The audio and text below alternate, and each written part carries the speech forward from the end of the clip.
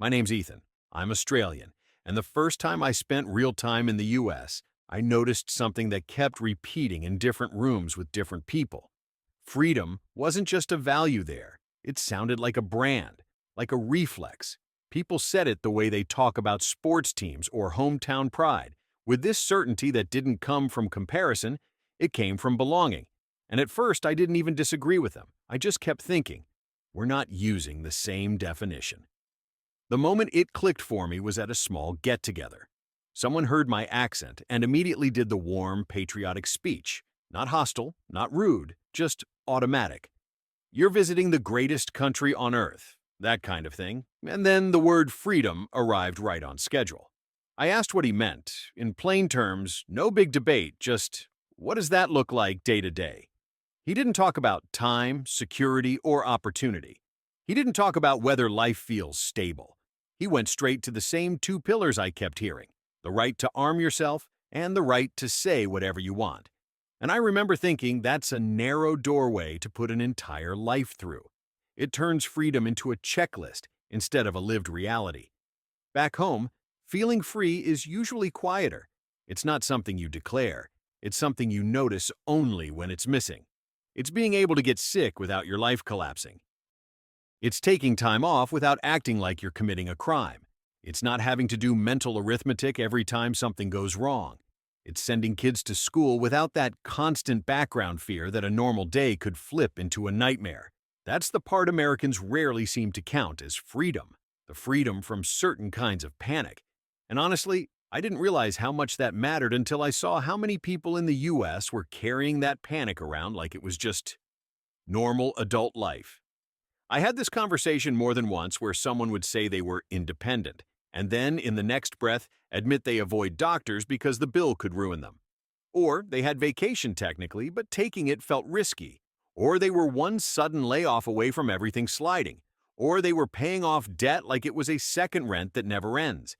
And it's not that Australians live in a magical bubble. We have stress too. We have problems too. But the stress is different when basic stability isn't something you have to win every month. In the US, I kept seeing people fight for things I'd always assumed were just part of the floor. Not luxury, not a reward. The floor. What really messed with me was how quickly the word choice got used to cover situations that didn't feel like choice at all. People would say, well, you chose that plan, or you chose that job, or you chose that insurance, as if the menu is real when every option hurts. When you're choosing between a cheaper plan that barely covers anything and a better plan you can't afford, that's not freedom. That's a negotiation with fear. When you're sitting on sick days you're scared to use, that's not flexibility. That's a workplace power imbalance dressed up as professionalism. When you can be cut loose for almost any reason and the message is just work harder, that's not self-reliance. That's insecurity with a motivational poster stapled to it. At one point, I tried explaining the difference to someone without turning it into a lecture. I said something like, look, we made some big decisions back home after we saw what unchecked violence can do. We drew lines, not because someone forced us, but because society decided there were limits worth having. And I didn't even frame it as America bad. I framed it as, we just chose a different trade-off. But you could see it land wrong. To them, any rule sounded like control. Any collective decision sounded like tyranny, and that's when I realized we weren't debating policy. We were debating the meaning of the word freedom itself. One side hears support and thinks handcuffs. The other hears support and thinks breathing room. Another thing I couldn't unsee was how many people were absolutely certain, yet had never compared anything firsthand. Not lived elsewhere, not traveled enough to feel different systems in their bones. They just knew they were the freest. And that kind of certainty is powerful because it isn't logic, it's identity. When freedom becomes part of your national identity, questioning it feels like an insult, even if you're just asking practical questions like, do you feel safe? Do you feel stable? Do you feel like one accident won't wipe you out? People can accept criticism of a government. They can accept jokes about politics. But suggesting that other places might also be free, sometimes freer in everyday life, that's where it starts to feel like you're poking the foundation of who they are. And here's the thing, I'm not saying America has no freedom. That would be stupid. America has freedoms that matter a lot. But what I'm saying is this. If your definition of freedom focuses mostly on the right to fight the system, but ignores whether the system quietly crushes people through debt, medical fear, and job insecurity, then you've got a definition that sounds brave and still produces a life that feels trapped.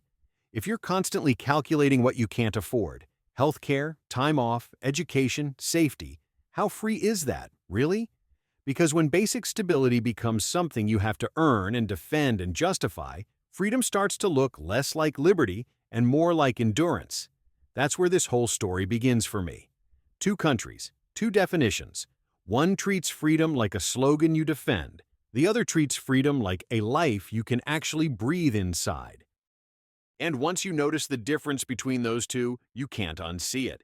Because suddenly, freedom stops being a word people shout and becomes a question you have to answer honestly. What does it do for your actual life on an average Tuesday when nothing is going viral and nobody's making a speech?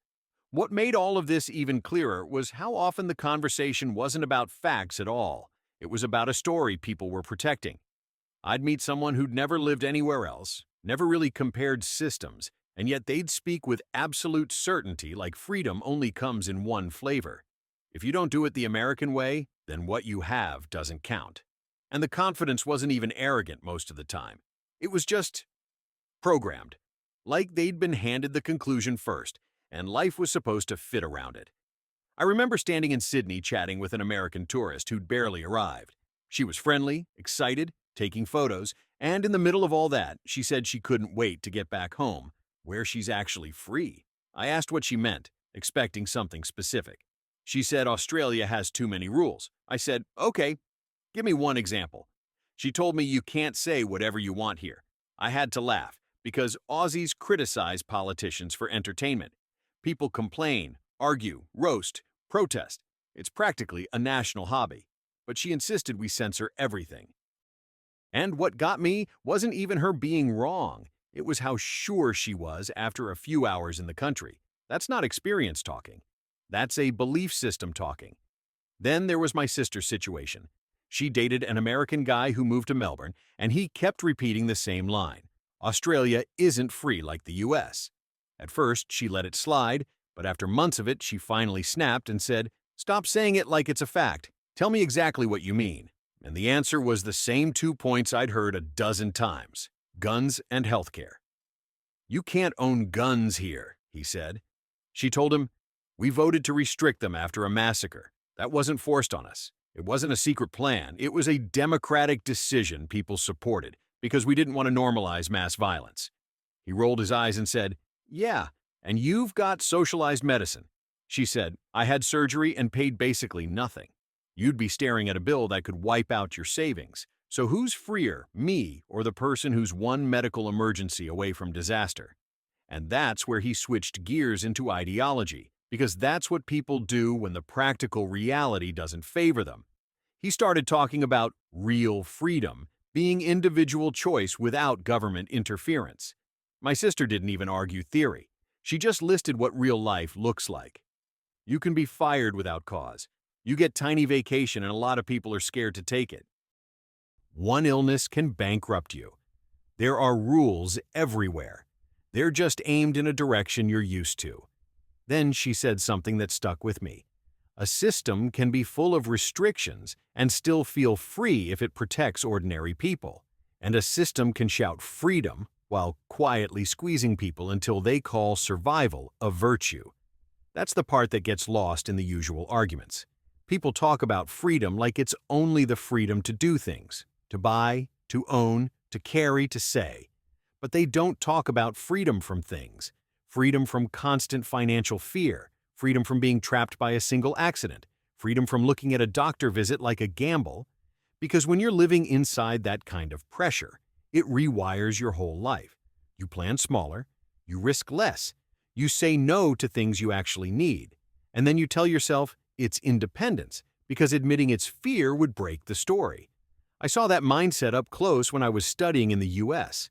Some classmates mocked Australia's gun laws like it was proof we were weak. They'd say, "You guys aren't free." So I asked them something simple. "How many school shootings have you had this year?" They didn't know. Not because it was zero, because it was too many to even track.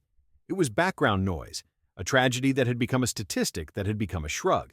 Then I asked how many Australia had. Basically none for decades. I said, "So our kids are free to go to school without practicing how to hide from a gunman. Yours aren't. Tell me again which one sounds like freedom." Nobody had a clever comeback for that. The room went quiet in that way people do when they don't want to look at what something costs. A mate of mine had a similar moment at work in Chicago. He'd hear the freedom talk all the time, and finally he said, "You know, Australia ranks higher than the US in a lot of freedom and democracy measures, right?" They laughed like he was making it up, so he pulled it up on his phone. Different indexes, different categories, different countries, all saying the same general thing. Australia ahead. The reaction wasn't curiosity, it was defensiveness. Someone said those rankings were biased, that they're made by people who hate America. And my mate just said, "All right. But I can take real time off. I can see a doctor without fear. My kids go to school without drills for gun violence. You work almost the whole year. You avoid health care because of cost, and you call that freedom. Maybe we're not the ones who are confused." After that, people stopped bringing up the topic around him. Not because he won, but because he made it uncomfortable to perform the myth without anyone asking what it's doing to their real lives. And that's the question that sits underneath every one of these conversations. If freedom is supposed to make your life bigger, safer, more possible, why do so many people live like they're constantly bracing for impact?